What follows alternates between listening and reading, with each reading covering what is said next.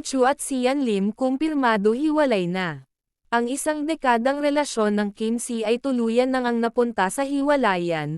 Ang mga rumors at haka-haka tungkol sa relasyong Kim Chu at Sian Lim ay nagkaroon na nga ng kasagutan. Sa hinaba-haba ng panahong pananahimik ng dalawang panig binasag na nila ang kanilang katahimikan. Sa isang interview umamin na si Kim Chu na totoong hiwalay na sila ni Sian Lim na karelasyon niya ng mahabang panahon. Sa kabilang panig naman nagbigay na rin ng pahayag si Sian Lim.